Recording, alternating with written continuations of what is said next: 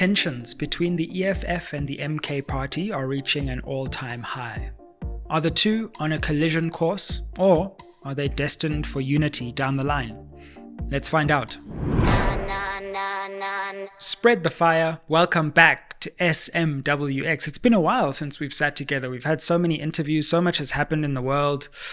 Donald Trump is president of the United States. Yet more people have joined the MK Party, including a certain advocate, Dalivuyo Bofu. So I guess in this episode, we need to chew through all of that, well, at least the domestic political stuff. And today, I want to talk about MK Party and its unprecedented moves, and also the EFF and what the moves away from MK Party to EFF mean largely for opposition politics in South Africa.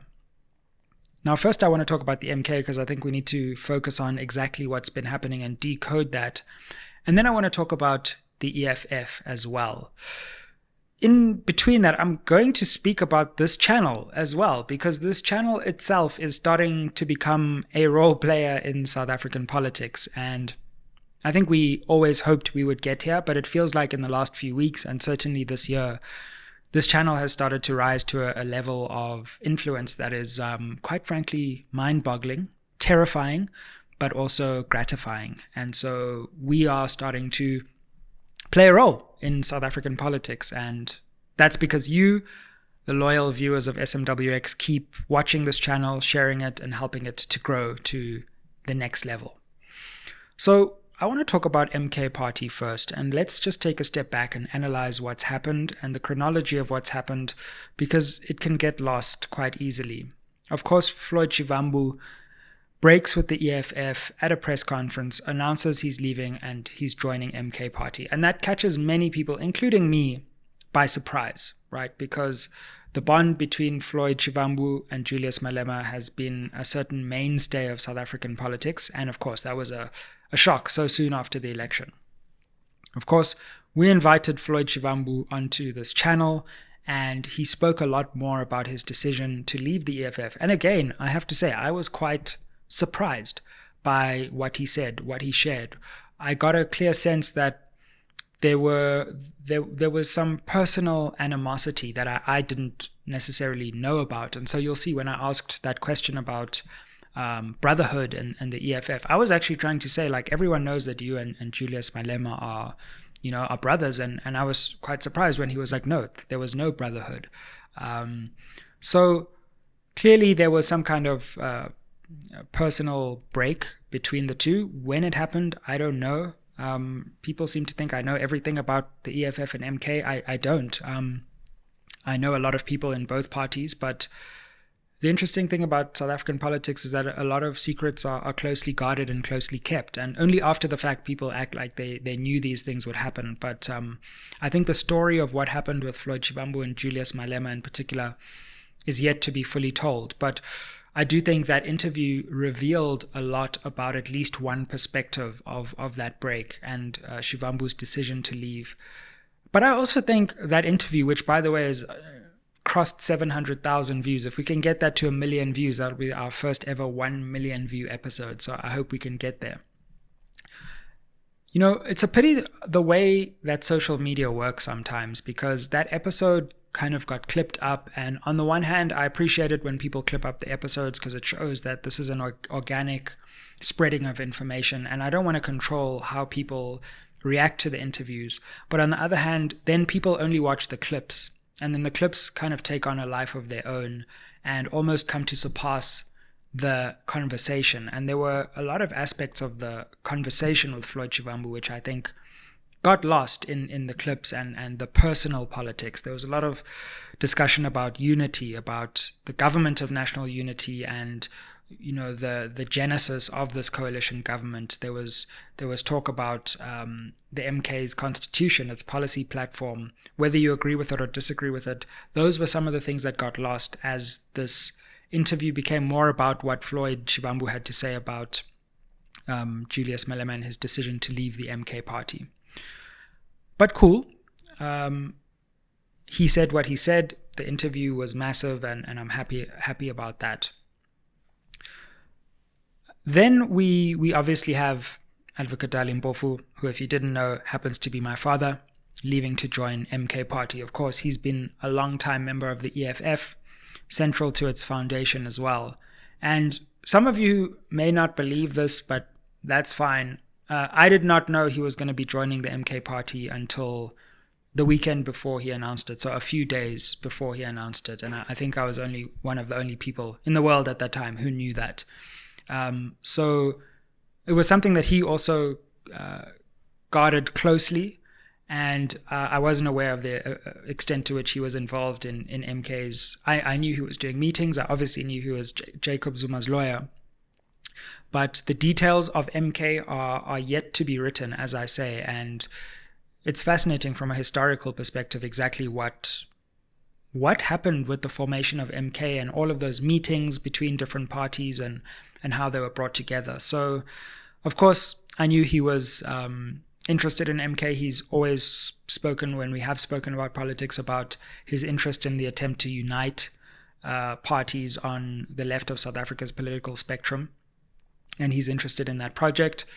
And that's what I suspect is his main reason for joining the MK Party. And that's what he's conveyed to me. But politics is an interesting thing. People take personal decisions, and they live and die by those decisions. And he obviously just felt that this was a unique moment and a unique vehicle to make a contribution towards. And I respect that. I respect that. And I just have to pause here to say, this is kind of difficult because on the one hand, I work in the media landscape and I comment on politics, but on the other hand, my father's also active in politics. So there is inevitably going to be a tension there because I obviously love and respect my father. And so the difficulty is that people seem to assume that what I do is identical with what he does. And sadly, people have gone to the extreme of suggesting that this channel is somehow an extension of him. And he would laugh at, we often laugh about that and make jokes about how we have these conspiratorial meetings to decide, the fate of South African politics. It's not like that. Let me just ask you, like, your parents, do you follow everything they do? No, right? You love them, you respect them. Sometimes you happen to coincide with their interests and their views, and sometimes you don't, and that doesn't change your personal relationship. It's exactly the same with me and my father. Just because we are relatively well known doesn't mean that we always agree or I always do what he tells me to do or vice versa, right? So that can become a bit difficult on a personal level because, of course, on social media, people always jump to conclusions. But as I try to detach myself somewhat from it, it's obviously a big moment for the MK Party as well, right? Because they've claimed another EFF scalp, someone who was central to building the EFF, and it gives this impression that there is an exodus out of the EFF and towards the MK, and that can't be ignored at this point. So then we get the announcement that Floyd Shivambu is actually not only left to become the national organizer, but has actually become the Secretary General of MK Party as well. So clearly we can see that there is staged communication. Goodness only knows what will happen next. My prediction is that more people will join MK that you won't even be able to predict. But it's clear that MK is planning some serious things. And if you ask me, and I have been saying this since the beginning since the day Zuma announced the MK Party, I, for one, am not writing MK off or undermining MK's capacity. I think this party could, if they can keep the internal stuff under wraps, which I think is Floyd Shivambu's main role, and create a certain internal stability, I think MK is going to grow and be a very, very big force in South African politics. And if you look at the moves they're making, on the one hand, you could look at it and say there's a lot of instability, MPs leaving the party, a new SG every week. But on the other hand, you could look at it and say this party is quite decisive. And in these early phases, they will not shy away from removing people until they feel like they've got it right. And once they get it right internally and they turn their attention to politics proper and really mobilizing and trying to gain support from South Africans, I think they're going to find a very fertile ground in South African politics. They already have. 6 months, 15%, unheard of. Madness, right? And I think there's a great appetite for MK. Now, in polite chattering circles, right, in the chattering classes, of course, MK is branded as this existential threat to South African democracy. But people within that echo chamber must always remember and realize just how small that echo chamber is. It may have a loud megaphone, but in townships, in rural areas, in places where the fruit of democracy is yet to be tasted, MK Party has a very profound message, and that is that we have danced on eggshells for too long as a country, and now we just need to get decisive about liberating Black people from poverty by any lawful means. And we need to stop apologizing to the establishment and just get it done, even if it's messy. And of course, that message is going to resonate in the population because many South Africans feel that they haven't been prioritized, that stability and smiling and a pretense of reconciliation has come at the expense of the true liberation of the country. And MK Party is saying, no, we're no longer going to accept that. Liberation has to happen now. Now, you can have all sorts of views on whether that's genuine or whether that's truly what MK really wants to do. But I'm trying to explain to people, as one of the sole voices in the public space that does this, why the message resonates. And if you can't wrap your head around that, then maybe you might be the person who's out of touch. And then if MK, becomes this big party, you're going to turn around and say, what happened? Or why did it happen? There are very obvious reasons.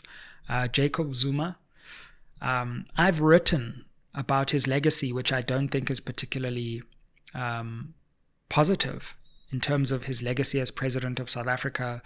Poverty, unemployment, inequality that happened there, service delivery did not improve. You can have that view, and sure, we can talk about state capture, etc. But the fact of the matter is he is loved by a huge portion of the country. And the more he gets vilified, the more the message is sent that he is being unjustifiably persecuted. So MK Party then has moved to really, I think, reclaim the narrative in the public space with these big exits, with these big moves, and Floyd Shivambu now becoming SG. And I'll be fascinated to see, now that Shivambu is SG, what MK Party does in 2025. Because I think that's going to be a massive year for that party. Can they consolidate and make sure that everything starts working and the party starts functioning? Or will internal dynamics, squabbling, infighting, claim the party? It's such a fascinating moment because we've got this new political entrant that is still fragile and young.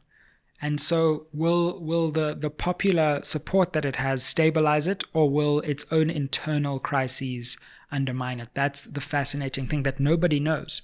It's all underway and it's all unfolding before our eyes. Now, some of you asked why I didn't interview my father. We spoke and we just thought the proximity would be improper, and therefore it was best for other people to break the news. I will have a chat with him probably in December, and then we can unpack things in more detail. But that's why we didn't do the interview.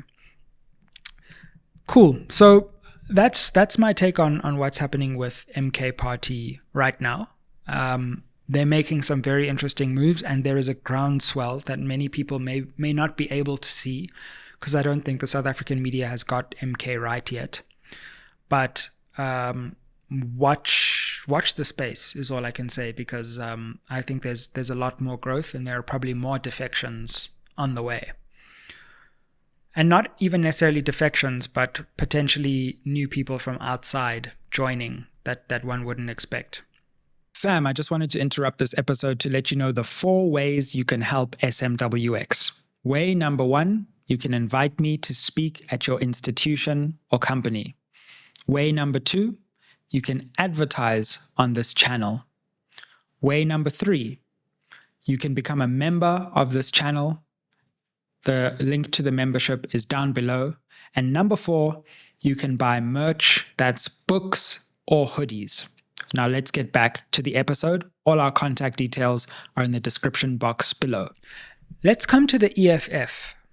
And I want to say this, and I hope that EFF, some people in the EFF and EFF members are listening to this, because again, to bring it back to the podcast briefly, it's quite sad for me to see that there are some people in the EFF who have fallen for this idea that just because MK people accept my invitations to do interviews, and indeed often sometimes break news on the channel, that I am somehow only inviting MK guests onto this platform, and that I'm trying to pursue some kind of MK agenda, or worse, I'm trying to destroy the EFF with this podcast, right? That's just petty, naive, and unfair. Many people in the EFF will know that I constantly invite EFF leaders onto SMWX, but what is sad to me is that ever since I interviewed Floyd, EFF has decided not to come onto my podcast. And I'm hoping it's just a short-term thing. I understand that the party is like, there are a lot of people who are angry with Floyd and I brought him on, and therefore they transfer that onto me. But I don't get this idea that because I interview people from MK, that I am some kind of MK mouthpiece. The irony is I was always accused of being an EFF mouthpiece. And because I had one interview with Floyd, now suddenly I'm an MK mouthpiece. The EFF they boycott ENCA and the mainstream, and sometimes they don't like Newsroom. And I've seen them say that SABC is now an MK platform. And then they can't also boycott digital media because there'll be no media left. No media will always be full of praise for any one political party, but that doesn't mean you then boycott the platform or whatever. So I'm confident EFF will come back on SMWX. I'll keep inviting them. But this is one thing that I would say. MK has figured out the power of digital media. And this platform and many other great podcasts that there are in South Africa, whether we talk about Dan Corder, whether we talk about The Hustler's Corner, DJ Spoo, Convo, all those platforms that are just have MacG, obviously that's in a more culture space. But if you are continuing to ignore the power of these platforms, then you're living in a bygone, dead era, right? If you're running onto all these mainstream platforms that don't really get the views they're used to, that people are tuned out of, then you haven't figured out how to communicate in this part of the 21st century. So MK Party, what I will give them credit for is they figured out the power of this platform and many other platforms. And so when I invite people, they come. So, and I'm not going to stop inviting people from MK either. Why? Because the public wants to know what they think. And every time I do MK content, it gets lots of views, which is my viewers telling me that they want to keep watching that kind of content. So that's what's happened here, is that I invite people from every party, continue to invite DA, ANC. I'm actually glad, big ups to the ANC, because they seem to have figured out to come as well. And many ANC people are now coming onto the podcast. I think they've realized the reach of digital media in South Africa now. And I'll continue to invite EFF, but I've gotten to the point where if you don't want to come onto the platform, it's now your loss and not mine. And I'll continue to invite everyone, but I'm just going to keep doing the interviews. Let me come on, moving away from the podcast again, to say that here's my take, and my take on the EFF, funnily enough, is quite different. Everyone thinks the EFF is going to implode, or people are saying, it's at the end for the EFF. I actually disagree. Firstly, I think Julius Malema is a generational politician, and there are people who believe very deeply in Julius Malema. like him or not, you need to appreciate and understand that fact. And there will always be people who find political inspiration in Julius Malema. So that's not going away. And I don't think any of the people who've left the EFF will necessarily change that. Julius Malema he's been written off since I was about 16 years old, right? When he was president of the Youth League, people said he was finished. Then when he got expelled from the ANC, people said he was finished. When he started the EFF, people said, it's just a small party, it's just cope, he's finished. After this election, people said he was finished. Floyd left, people said he was finished. Julius Malema's not finished. He's not. The EFF is in a difficult moment, but the EFF is also quite a sophisticated political party, and they will do their own soul searching, and I don't think that they're finished yet either. I do think that the MK Party has exacted a serious toll on the EFF, but I'm not convinced that that's a fatal blow to the party, or that those who invest their hope in Julius Malema are going to suddenly abandon him. So the EFF remains an important force in South African politics. It's got 10% representation in parliament and various other places, more in other provinces, and it's not going anywhere.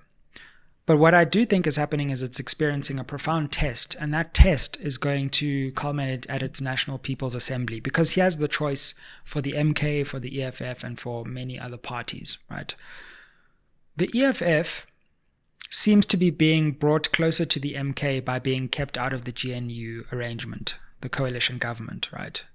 It shares many ideological principles with the MK Party, whether that's nationalization, expropriation without compensation, the nationalization of the Reserve Bank, free education, the NHI, etc. So they have a common, at least economic policy platform. So the apparently logical move then would be some kind of amalgamation or unity between the two, right, at that level. However, because there's now so much personal animosity, those personal conflicts are pushing the two apart. So we stand at an interesting moment where will the ideological underpinnings ultimately push the EFF and MK together, or will the personal animosities end up pulling them apart?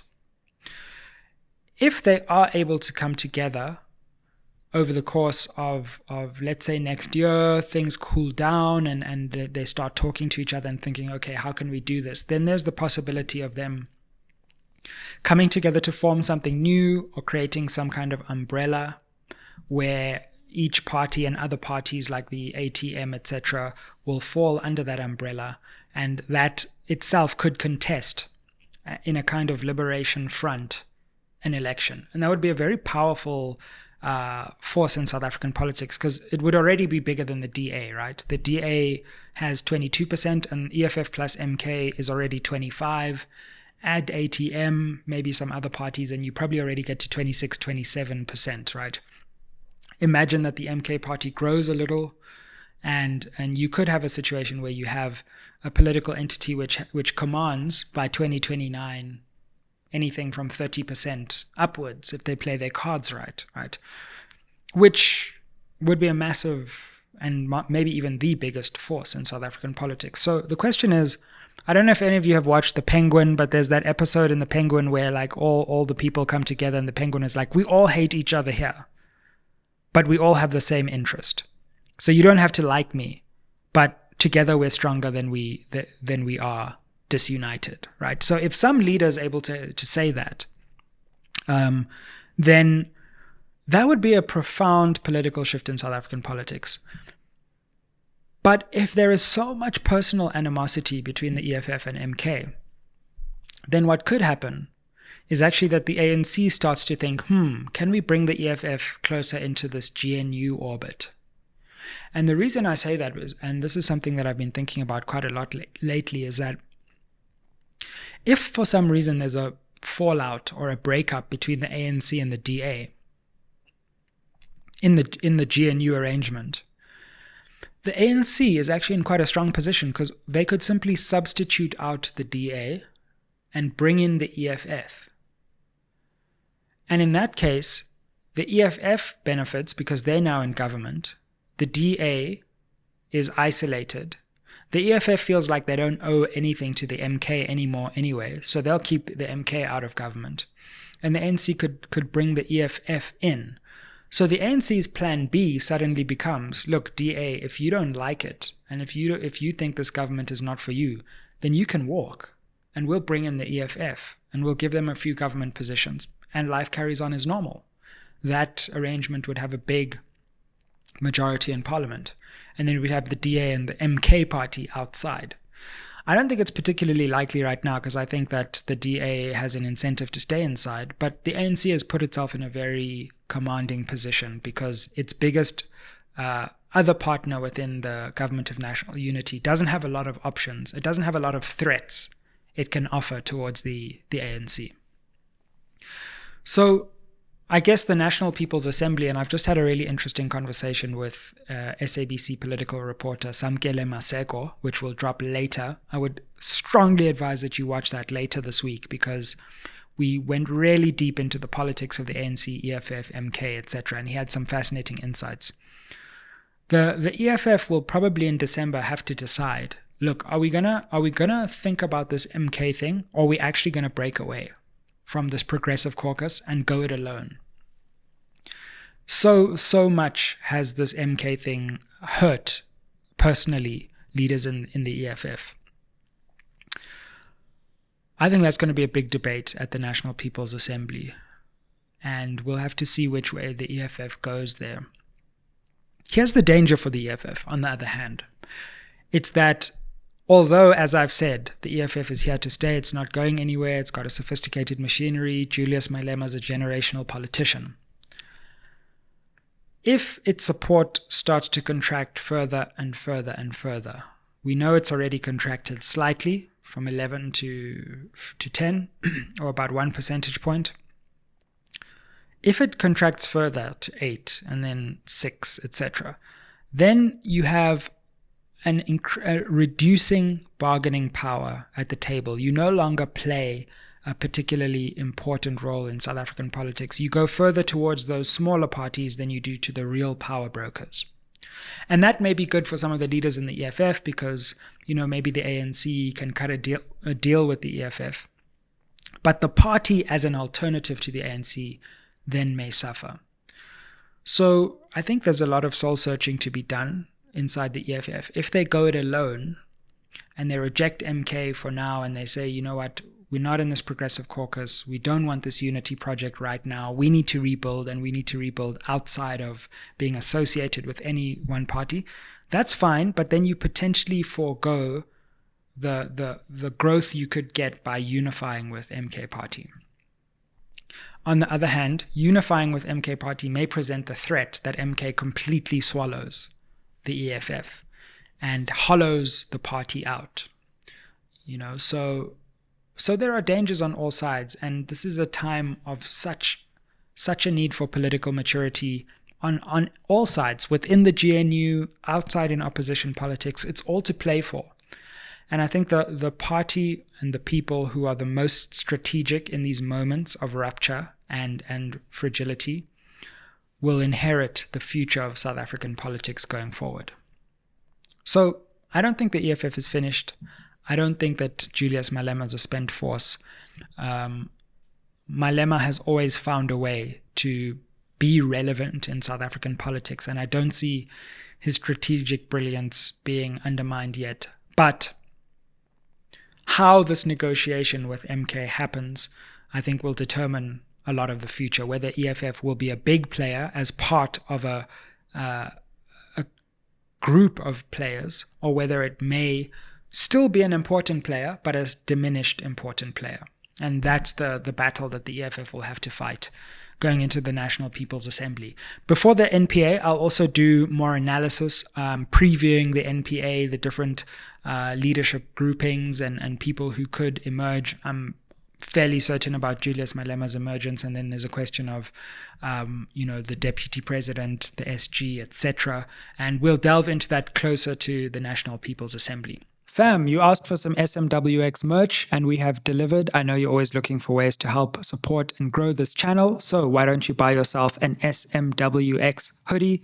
Super comfy, super warm, and you can represent SMWX. You can check the link down below for how to buy your SMWX hoodie and help build and grow this channel so we can bring you more interviews, more analysis, and more educational insights. Now let's get back to it.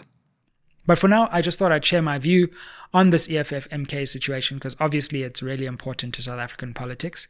And I just want to thank all of you, because I can feel the way this platform is growing. I can feel the extent to which you are all sharing, liking, watching, debating, talking.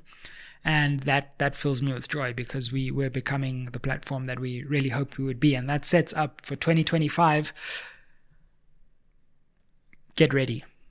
We are going to take SMWX to the absolute next level. I've had a lot on the go this year, so I've been juggling and balancing SMWX, with my commitments at WITS, my studies, various other commitments, but I'm cutting down some of those commitments. I'm at the end of my studies, so watch out. This month and December, we've got some really great content lined up for you that you would not expect, so keep it locked and look out for interviews and analysis all the way through the holiday period. We will not take a break for 1 week. Every week there will be at least 2 episodes of SMWX. And then next year, we're going to a whole nother level. So SMWX fam, thank you for watching. Thank you for subscribing. Thank you for being here. Look forward to going on this journey further with you. Thank you for taking us to over 165,000 subscribers. 700K on the Shivambu episode, and many hundreds of thousands on other episodes too. Let's keep building this thing, a truly independent platform made by young South Africans who are not tied to any of the interests out there and are simply commenting on the politics of the day. Aye.